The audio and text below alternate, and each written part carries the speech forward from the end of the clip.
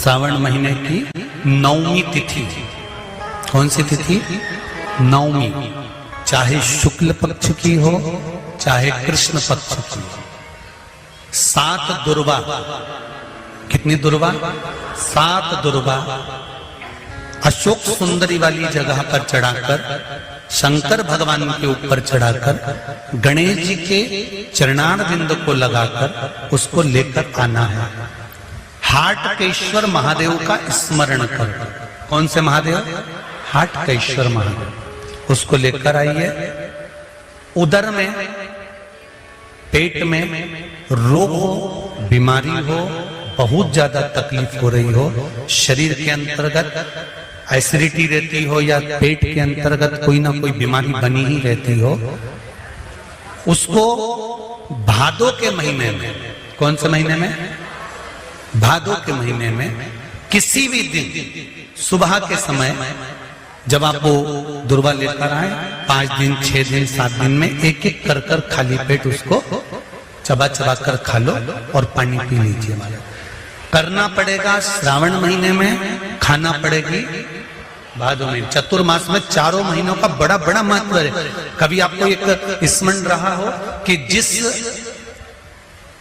नारी के, स्त्री के रजोधर्म से जुड़ी हुई या पुरुष वर्ग में भी कहीं ना कहीं किसी ना किसी रूप में इस उदर से लेकर एड़ी तक के बीच में जो भी तकलीफें होती हैं उससे जुड़ी हुई के लिए भी सावन के महीने में एक प्रयोग आता है। उसको कर लेने से संपूर्ण जीवन समय में ये नाभि कोश से लेकर एड़ी तक के बीच में कभी तकलीफ कोई नहीं सकती। और वो जल शंकर भगवान को शूलपाणेश्वर महादेव के नाम से चढ़ाया था। कौन से महादेव के नाम से? शूलपाणेश्वर महादेव। शूलपाणेश्वर, उसका भी स्थान है कि वो जल कहां चढ़ता है। तो पहले तो 9वीं तिथि का दुर्वा प्रयोग भगवान शंकर को समर्पित करते हुए, अशोक सुंदरी वाली जगह पर समर्पित करते हुए श्री गणेश जी महाराज को कहकर, आपको याद होगा जिस समय पर श्री गणेश जी महाराज कुबेर जी महाराज के घर में भोजन करने गए थे, सारा अन्न भगवान गणेश जी पा गए थे, तब शंकर भगवान ने दुर्वा भेजी थी। ये दुर्वा जब गणेश जी को भेजी गई थी तो वो औषधि के लिए भेजी गई थी कि गणेश जी ने ज्यादा पा लिया है तो शरीर में रोग ना हो जाए, पेट में कोई रोग ना हो जाए। तब शिव जी ने भेजी थी अशोक सुंदरी के माध्यम से। इस दुर्वा का प्रभाव रोग मुक्ति के लिए किया गया। रोग दुर्वा महाराज श्रावण महीने की 9वीं तिथि। कौन सी तिथि? 9वीं। चाहे शुक्ल पक्ष की हो चाहे कृष्ण पक्ष की हो। एक चावल का दाना, एक पुष्प, एक लोटा जल जीवन की सार्थकता है। और आपका कोई काम उलझ रहा है, आपका कोई काम ऐसा है जो बहुत दिन से उलझा हुआ है, चाहे वो कोर्ट कचहरी का हो, चाहे वो किसी से जुड़ा हुआ हो, और वो नहीं हो रहा, तो स्कंद पुराण कहती है, हमारे खंड में भी वर्णन है शिव महापुराण, कि किसी भी नवमी को आप आंवले के पेड़ के नीचे घी का दिया लगाकर, मौली मतलब हाथ में जो नाड़ा बांधते हैं, लच्छा, मौली, लच्छा, नाड़ा, हाथ में बांधने वाला पूजन वाला धागा लाल, घी का दिया लगाकर 5 परिक्रमा आंवले के वृक्ष की कर लीजिए।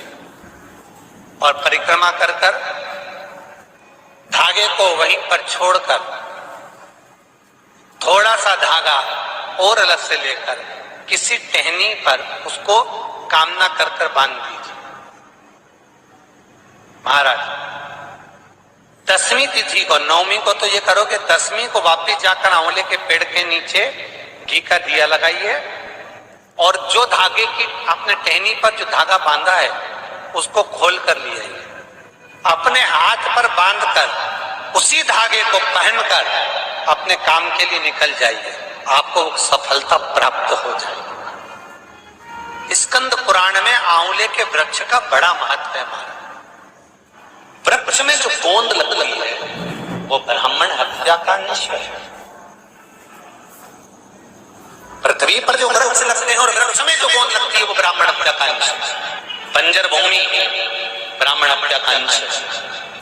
इसलिए हमारे यहाँ शास्त्र कहता है तुम्हारे बहू का अगर जापा होए, बहू की डिलीवरी होए, बहू को संतान होए तो खूब घी में गोंद तल तल कर खिलाओ। पर जन्माष्टमी रामनवमी पर भगवान का प्रसाद तैयार करो तो उसमें गोंद मत डालना, क्योंकि उसमें ब्राह्मण हत्या का अंश रहता है। भगवान के प्रसाद में गोंद नहीं आना चाहिए। ये केवल श्रावण के महीने में किया जाता है, इसके सिवा कहीं कोई महीने में नहीं कर सकते आप इसको। और नहीं तो बाद में कहोगे कि हमको हर महीने तो उस महीने में कर, केवल श्रावण की दशमी, चाहे उजाले की कर लो चाहे अंधेरी की कर लो, एक ही बार करना है। श्रावण महीने की दशमी तिथि को शमी के पत्ते को चाहे 21 हो, 11 हो, 51 हो, उसको शहद में डुबोकर शंकर भगवान के शिवलिंग पर उसको श्रृंगार करो। केवल चढ़ाना नहीं है, जब शहद में डूब जाएगा तो वो चिपक जाएगा। शिव का श्रृंगार करो। क्या होगा इससे? तो लिंग पुराण कहती है, नर्मदा पुराण कहती है, शंकर का जब हम शमी के पत्ते को शहद में डुबोकर श्रृंगार करते हैं, शंकर कहते हैं इसने मेरा श्रावण महीने में श्रृंगार करा है, तो क्यों ना मैं भी इसका धन का श्रृंगार कर कर इसको कर से मुक्त कर दूं, तब कर्जा चुका। तब कर्जे सारी दुनिया की ठोकर खा लो, सारी दुनिया के हाथ जोड़ लो, सारी दुनिया से निवेदन कर लो, और उसके बाद भी तुम्हारी दुख की घड़ी समाप्त नहीं हो, तब प्रयास करना। तुम्हारे घर में कोई गमला हो, कोई पौधा लगा हो, जो भी पौधा लगा हो, हम ये नहीं कहेंगे कि वो गुलाब का है कि गेंदा का है कि शमी का है कि बेलपत्री का है, जो पौधा तुम्हारे घर में लगा, जो पौधा, एक प्रयास करना।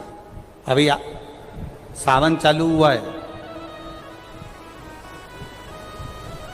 अगर तुम्हें लगता है कि मेरी दुख का समय समाप्त नहीं हो रहा, मेरी दुख की घड़ी समाप्त नहीं हो रही, तो घर में रहने वाले जितने लोग आस्था चैनल पर कथा सुन रहे हैं, जितने फेसबुक यूट्यूब पर कथा सुन रहे हैं, और जितने पुष्कर राज की इस पावन धरा पर बैठकर कथा सुन रहे हैं, उनसे निवेदन करेंगे, श्रावण 2 सावन अब की बार हैं, एक अधिक मास का भी पड़ेगा और एक श्रावण ये पड़ेगा। ये जब 2 श्रावण पड़ते हैं तो इसमें हरि और हर का मिलन होता है, हरि और हर का मिलन, क्योंकि अधिक मास जो है वो भगवान पुरुषोत्तम का है, भगवान विष्णु का, और सावन के मध्य में अगर पड़ रहा है तो देवाधिदेव महादेव के साथ भगवान हरि का मिलन हुआ है, इसलिए इसको हरिहर श्रावण कहते हैं।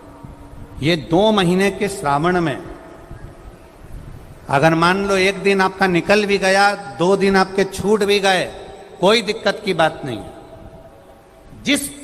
जो पेड़ तुम्हारे यहाँ लगा हो, जो पौधा तुम्हारे यहाँ लगा हो, जो वृक्ष तुम्हारे यहाँ लगा हो, जो क्यारा तुम्हारे यहाँ हो, कुंडी तुम्हारे यहाँ हो, उसी की मिट्टी को, उसी के पेड़ के नीचे, उसी पौधे के नीचे, उस मिट्टी को थोड़ा सा हाथ से उसको उठाकर एक लिंग की आकृति बना लें। उसमें जलाधारी बनाने की जरूरत नहीं, केवल लिंग की आकृति बनाकर उसी की पूजन वहीं कर कर पानी चढ़ाकर 15 से 20 मिनट बाद अपना काम करने के बाद उसी को उसी मिट्टी में विसर्जन कर दें, अपनी कामना कर कर। देवाधिदेव महादेव 2 महीने के बाद क्या देगा ये वही जान सकता है।